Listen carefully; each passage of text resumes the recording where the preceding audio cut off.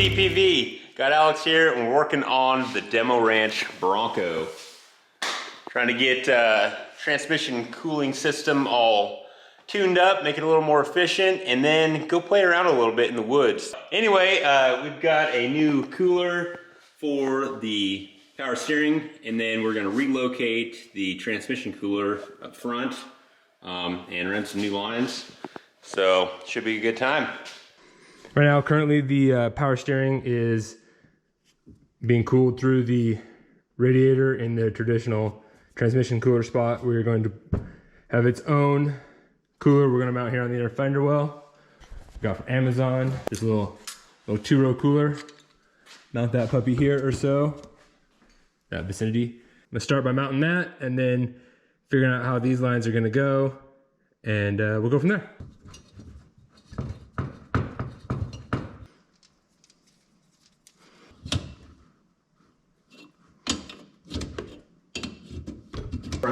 Yeah, just gonna make it finger tight.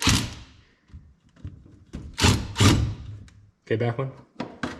I don't know, do you think it's gonna be tight enough? Is it just finger tight? All right, got the cooler out, and it was a little too close to the drive shaft. Lucky that didn't split right there. So, might try to straighten that out a little bit. So we tested the fan with just a battery, and anytime you need to check some electronics, you don't want to fire something up, you can grab just a battery off your electric drill. This is great also at like a salvage yard if you're picking up electronics and you want to make sure like the window regulator works or whatever. Grab yourself a little battery. So we tested it and heard the motor spin, but blades didn't spin. So pulled it apart, and yeah, I think the motor still works. And right there's your problem. There's your problem. So you got it there. So we're gonna need to pull this housing off, because I bet this whole housing is bent. Yeah, where it got hit by the drive shaft. So I don't know if you can see this, but these are not square. I don't know, dude. Looks good to me.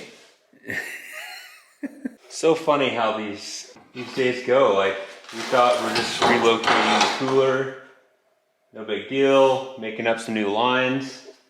And this is what we discover.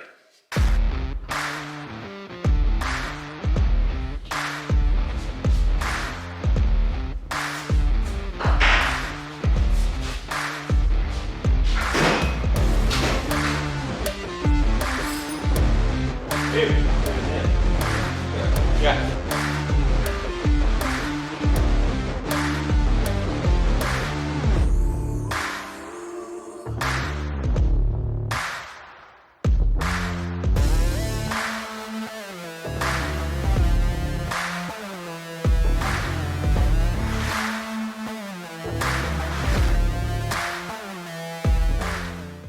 All right, we're gonna go ahead and go without a fan because, man, there's so many rigs that just run through the radiator, and then there's others that have an auxiliary cooler in front of the radiator and they do just fine. So I think right here with all the air that's going to be pulled through with that flex fan through the shroud, it's going to be good. So just fabbed up these little brackets here to mount it right there between the radiator and the condenser. Alex is working on new lines. I just got to pull that cooler out and get these lower mounts on, and we'll be back in business here shortly. Just like that. Running the new transmission lines from the transmission to the cooler, we went with some Finish Line Factory PTFE core with like a thermal shield on the outside. It's like a braided stainless, then with a heat shield on the outside. So we've already set up one end, but we're going to cut this. Finish Line Factory says not to cut it with a skinny wheel, but I'm going to show you how to do it without buying their cutter. So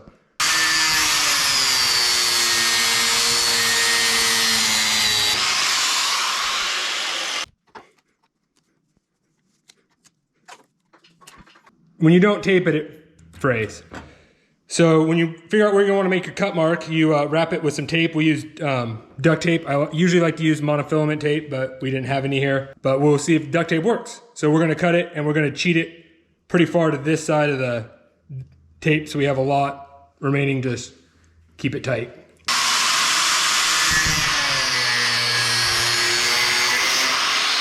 Oh yeah, that worked way better. The nut goes on. The olive, it's tapered, and so you want the taper going into your fitting. So now you want it to fray a little bit. And what I like to do is cut just a little bit of the black coating off. When you cut this, you don't get this perfectly round. You can use your fitting because that's a machine fit, so you know that that will like re-round your fitting. The olive needs to go between the poly fitting and the metal, braided outer lining, and you need to make sure that it's seated. On the inside of this, there is a machined ring, and you want to make sure it's seated all the way down on that. And you can just kind of, that's why it's important to get that flush cut, because that's your sealing surface. And so if that's cut at an angle, when you put this on, it won't have a full engagement all the way around. And that's important for your seal. So now the next step is you jam this guy into here all the way. This nut comes down, and then you tighten this, and you tighten this until it bottoms out and it gets tight. So what I like to do is put a ratchet on this side to grab this, because the AN fitting and the nut on the fitting are the same size, so a socket will slide over, and then grab a wrench there and tighten it down. You can do it with 2 wrenches, but it just seems to go smoother with a ratchet. Now that'll spin, and Finish Line Factories makes high quality these PTFE hose fittings, and this is Finish Line Factory hose as well. They seem like they're just a really tight machine fit, really tight tolerances, and you can get these in 45s, 90s, straights. You can do every imaginable configuration, so hit them up if you need some fittings.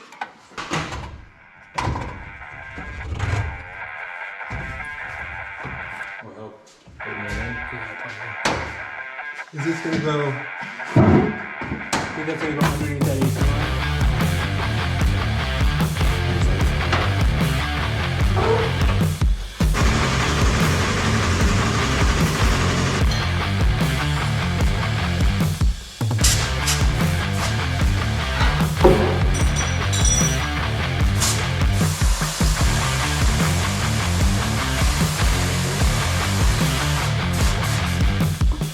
I might call that good.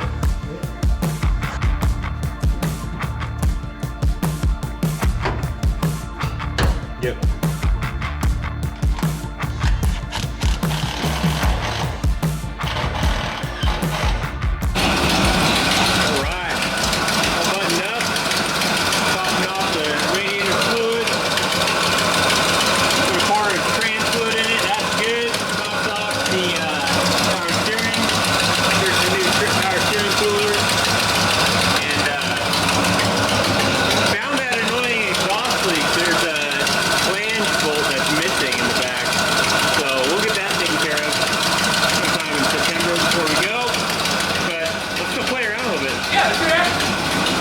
So I tried moving that rock in the tractor that was over there. That's as far as I got it.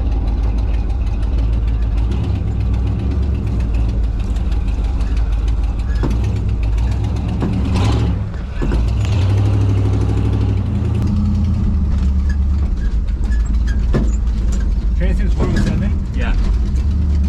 What should it be? Operating temp's like 160. We haven't even got it hot yet.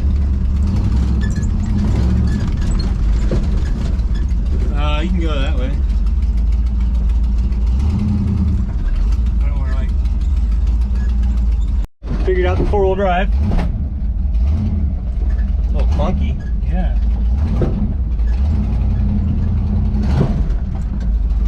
Transfer case does sound a little clunky, doesn't it? Yeah. Is that okay?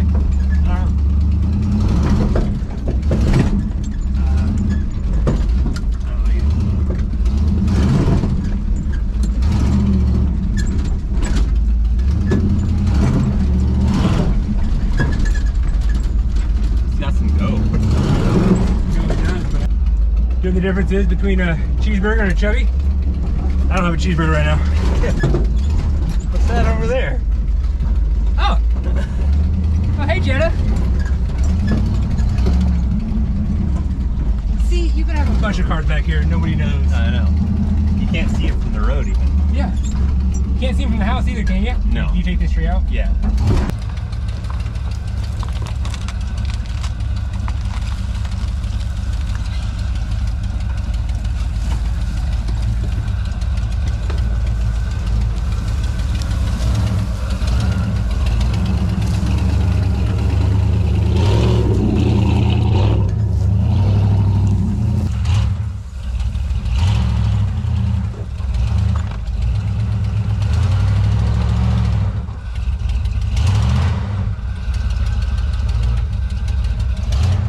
I need to back up and go passenger.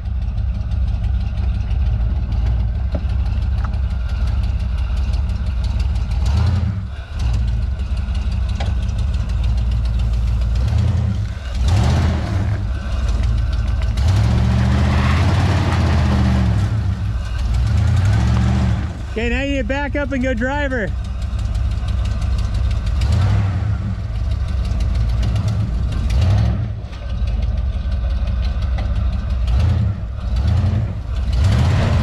There you go.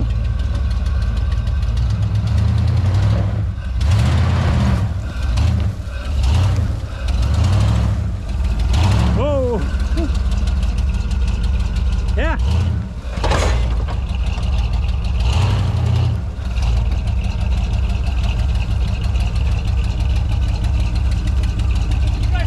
Your eyes got big, so I stopped. It felt good. Yeah. It needs a locker. It does. Yeah.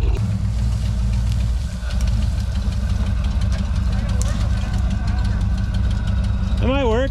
Oh, you going around it? Yeah, I was trying to drive.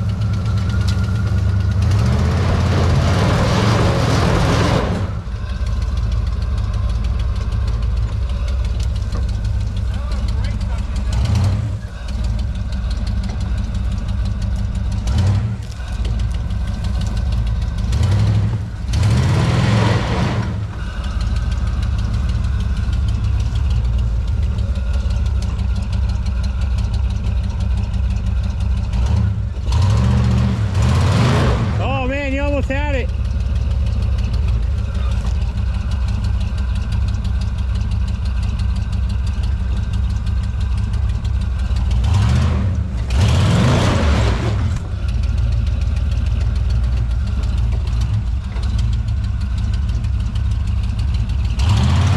There you go.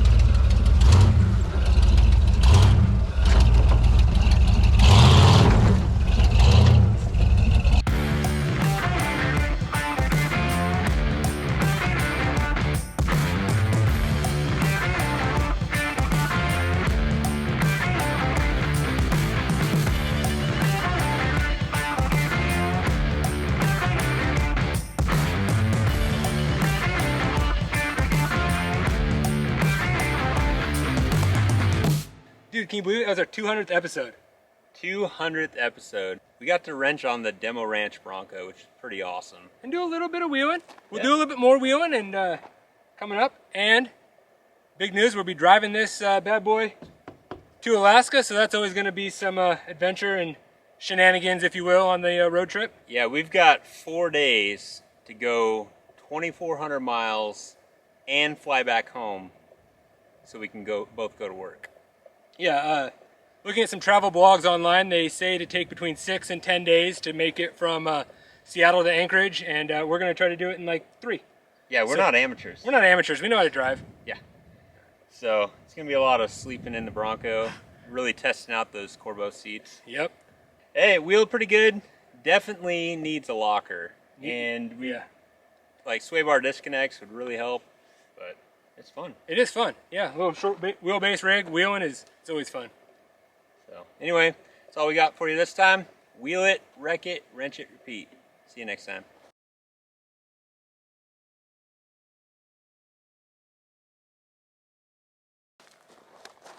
Can you believe it? Dude, I can't stand in here.